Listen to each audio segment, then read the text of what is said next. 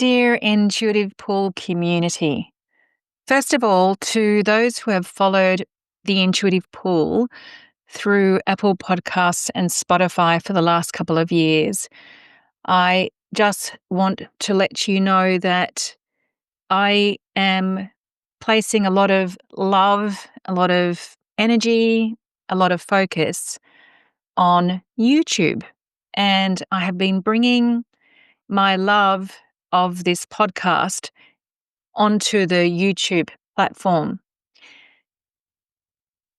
The reason why I'm telling you that is because I've had so much joy in learning about YouTube and have had a lot of traction, actually. I can see the momentum there. And so one of the things that I'm doing on YouTube is I'm creating shorts. So I create a full podcast episode, and then thankfully through an editing platform that uses AI, that editing platform can pull out 60-second shorts from the long form episode. So on the podcast, you will find 60-second shorts, which means that you don't necessarily need to listen to a podcast episode every day. You can go to those shorts and get an injection, an infusion of some goodness in 60 seconds. So I wanted to let you know that. Plus, I have been giving a lot of love and energy and focus to YouTube. So there are series and meditations there and just a whole lot of good stuff, all categorized. I realized it's like a big library that represents all of Giselle. And the podcast is one aspect of that. So go to YouTube. I will put the link in the show notes to that. To those who are tuning in from YouTube, I just want to say thank you. Thank you for all your love and support.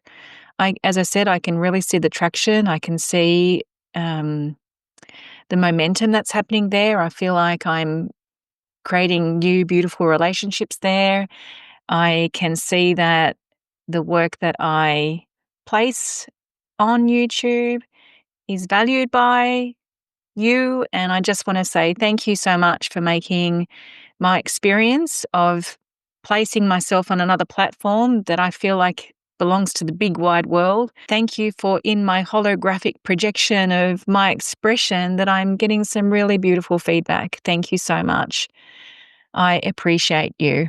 I appreciate your comments. I appreciate your love. Thank you. Now, the reason why I am creating this particular episode is because I am on YouTube now, I want to talk about the foundations that all of my work is built on. So for those who have followed me for a while, this won't be new to you. Check in if you want to continue listening or watching. For those who are new to my world, well, I hope that what I share with you is going to really allow you to see the ground that we're walking on. It's going to give you a framework, one that maybe you've heard of before from other people. And, sometimes what I have found is when I have heard something already, or I know that to be true already, and I hear it from somebody else, and I hear it through their lens, it goes deeper within me. So enjoy this episode. So I've been coaching since 2004, and there are many types of coaches out there. Some coaches inspire, some coaches activate, some coaches motivate, some coaches nurture, some coaches amplify. I transmute. I do all the other things as well, but in the first port of call, I transmute. So let me explain what I mean by that. I don't know why I have this, because it wasn't something that I was taught or learnt how to be. And yes, of course, I've had teachers and I've had coaches that have helped me integrate this and embody this and even see it, because it was only this year that I actually saw that I have this gift of transmutation. And what that means is that where there is density, where there is heaviness, what has been immovable, what has been impenetrable, what has been unshakable, what has been unbreakthroughable, I have an ability to help somebody alchemize that and return it to love. What does that mean? It means that what was once held in fear, whether it was unworthiness, insignificance, not mattering, whether it was held in needing to control, whether it was held in feeling powerless, or whether it was held in believing that they need to have power over everything, whether it was held in the belief that they need to be perfect, whether it was held in the belief that they don't belong. Whatever projection through the lens of fear that they have held themselves in other words, of not being enough, of feeling that they're not good enough and they're not enough and they're not whole and they're not complete and they're not valuable. Whatever has been held from that place, which then gets projected in their external reality because their inner frameworks create their external reality. They create the whole of their reality. We create the whole of our reality. Whatever we have held within us from that context of fear, from that context of feeling not enough, gets alchemized and returned to love, such that that experience of self is no longer. That is called transmutation. When what was in suffering and what was in pain and what was in heaviness and density is freed and liberated. That is transmutation. And the way that I have held transmutation, the process of transmutation in my life, it's what freed me from my own suffering. And it's what inspired me actually to leave my human resources career to become a coach, because I was in so much appreciation for the path that I walked from pain and suffering into freedom and liberation and peace and happiness and feeling on purpose. Because I had so much appreciation for that, I wanted to share that with others. And so for the past 2004, 21 years, 2025 now, for the past 21 years, I have been not only continuing to practice that in my own world, but I have walked that path with many, many people as a coach, having left my HR career. So how do we transmute? There's two main places that we have to go.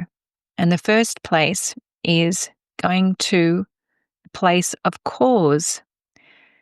We need to be able to get ourselves out of being a victim, being a persecutor, or being a rescuer.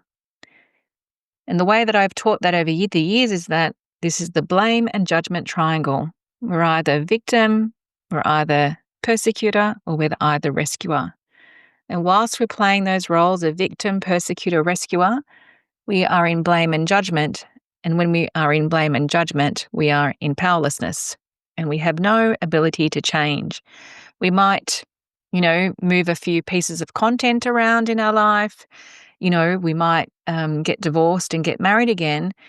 But whilst the fundamental framework, let's say of unworthiness, for example, still sits within us, it doesn't matter if we have another new partner in our life, we will create the same situation because the inner informs the outer. So if that unworthiness sits within me and I don't know that there's unworthiness within me, then I'm going to create a perfectly matching reality in my life where I will be reflected back my own unworthiness. So for example, I might choose a new partner, but that partner might be disloyal. I might choose a new partner, but that partner might be completely aloof, not present. I might choose a partner, but that partner might be completely missing in action. So we have to get out of the blame and judgment triangle, either of playing the victim or the persecutor or the rescuer. And we need to go to a place of cause. We need to go to a place of humility. So the first place to embody within us that allows us to indeed inquire, how did I unconsciously create that reality that is not very pleasant? We have to go to a place of humility. We have to get on our knees and we have to be willing to go to that place of humility, of not knowing and of being curious. And so then we are able to go to a place of taking 100% personal responsibility for the whole of our lives. So if I have had that belief inside of me that I did not know that I had of unworthiness, and I have left my relationship and gone to another relationship, and then I've realized that that relationship is not giving me what I want. In fact, it's reflecting the same unhappiness as my previous relationship. Well, then, to be able to go to a place of taking 100% personal responsibility for the whole of my life, including the creation of that new relationship and the unhappiness of that new relationship. We're not talking about I'm taking 50% responsibility and you take 50% personal responsibility, which is what people talk about out there. We're talking about drawing a big circle around the whole of my reality, including that partner that I've chosen. Having the humility to inquire, what is it in me that created that whole of that reality such that I would be unhappy again? And this is what taking 100% personal responsibility looks like. Or taking radical responsibility, it's the same thing. 100% personal responsibility and radical responsibility are exactly the same thing. So we need to be able to see what it was in me that created that external reality.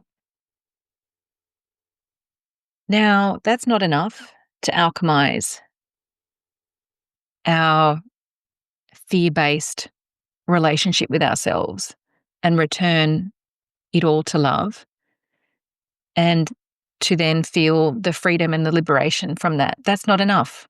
We can take personal responsibility. It's the first place we must go to. But to feel the freedom and the liberation, to no longer be tethered to the suffering of that dynamic within us that created the external dynamic, we must hold the whole of our lives in the consciousness of love. Now, when I talk about love, I'm not talking about romantic love. I'm not talking about the feeling of love that we might feel for our children or our partner or our parents or our friends. I'm talking about love as a consciousness. And here what I'm talking about is the idea that in this human orientation, in this human life, our souls have come into this human form to experience something about ourselves that perhaps we haven't experienced in the past. Maybe our human experience this time round is to experience forgiveness. Maybe our human experience this time round is to experience the power of our authenticity. Maybe the human experience this time is to be bold and courageous and to take risks and to see all the goodness that comes from that.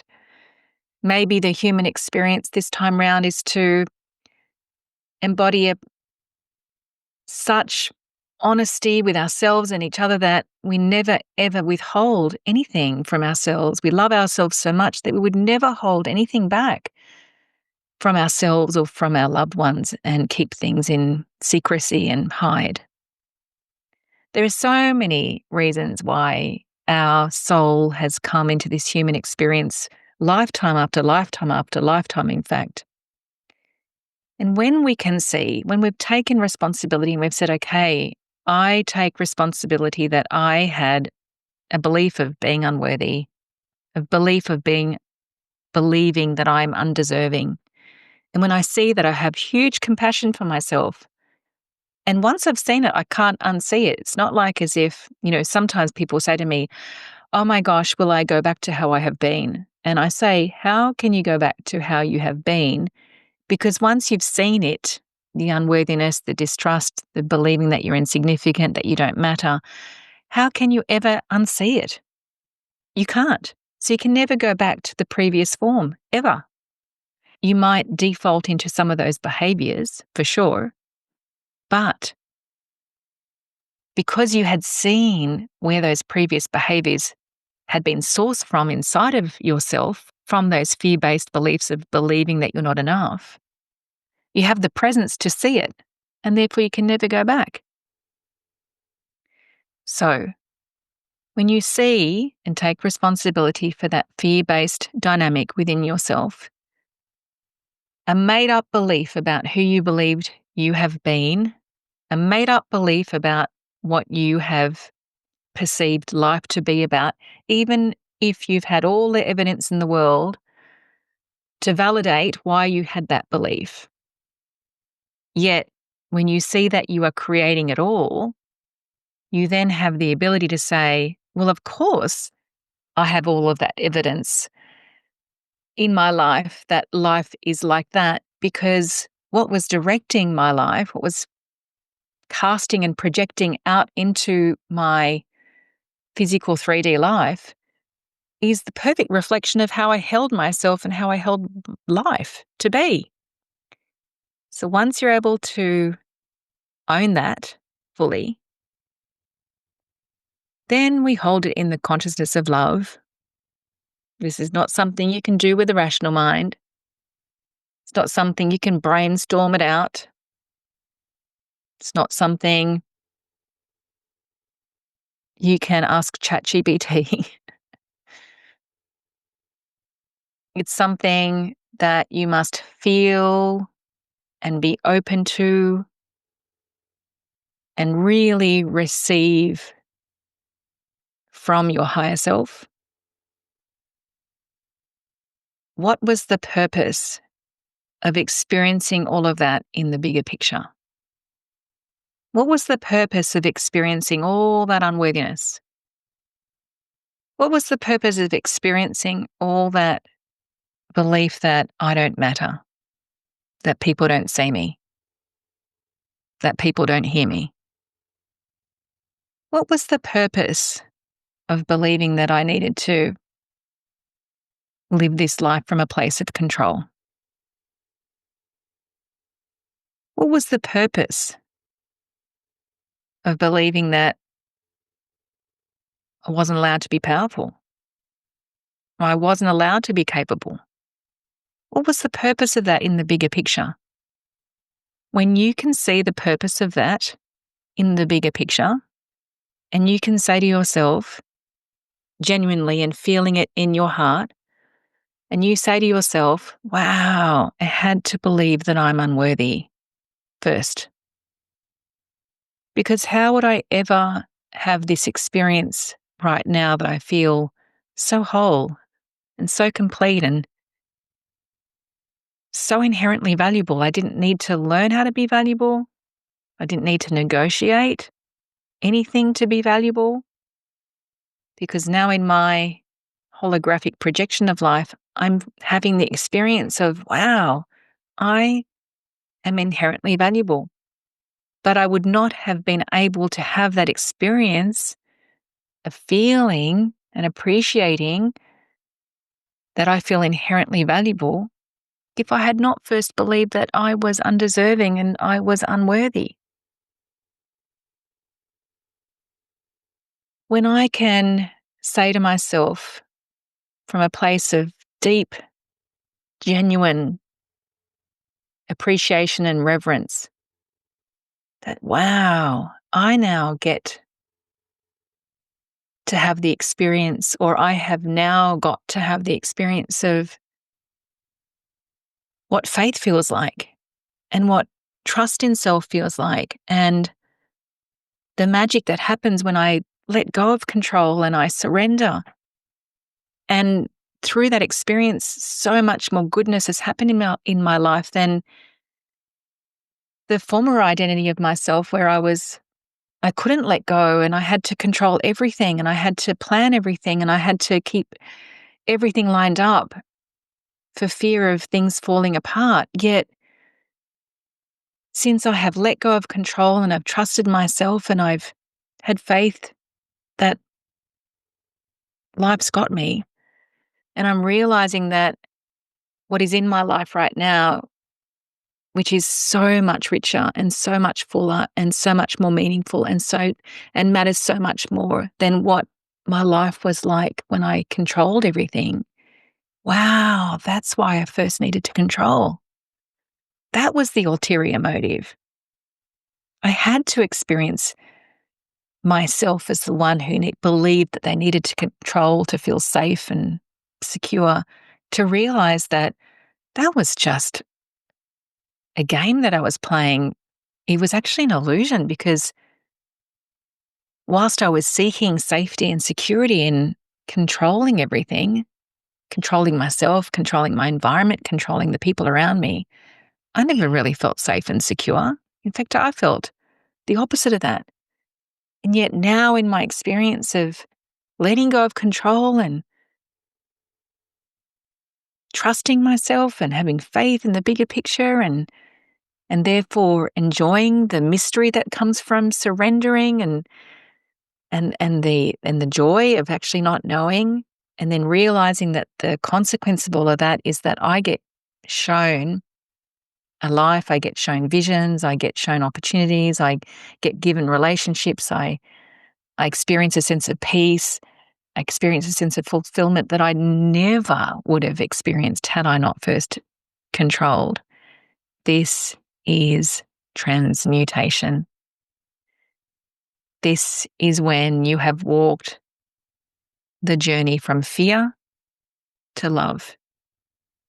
And all that illusion and all that way of holding yourself and all that way of holding life, in other words, all of that identity, has now been returned to love. I have been walking this path with many people as a coach since 2004. And what I have witnessed is that there is nothing that taking radical responsibility and holding it in the consciousness of love, there is nothing that cannot be transformed through that alchemy. I have worked with people who have been sick. I have worked with people who have cancer. I have worked with people who have had relationships that they thought were on the precipice for sure of falling apart and divorcing. I have had people who had estranged relationships with their parents. I've had people be in financial failure. I've had people in severe anxiety and depression. I've had people who were on the verge of suicide. I've had people who were completely lost. I have witnessed that there is nothing that cannot be transformed by taking radical responsibility and holding it in the consciousness of love. Now, caveat here. That does not always mean that we get what we'd prefer. And it takes a very surrendered person to be able to see when those moments are that what it is that we preferred don't arrive. It takes a very surrendered person. It takes a person who is absolutely dedicated and devoted to seeing through the eyes of love, to holding the absence of what they wanted in the consciousness of love, to see what is actually here in its place. I have this saying that there is nothing that taking radical responsibility and holding in the consciousness of love cannot transform. Just not always in the way that we expected, but always in the way that brings us home. This is my greatest joy, is to hold people in this landscape of transmutation. And I feel that it's a deep privilege, in fact, that not only have I been given somehow this gift of transmutation, but that I actually get to witness the power of transmutation, the power of taking radical responsibility and holding it in the consciousness of love.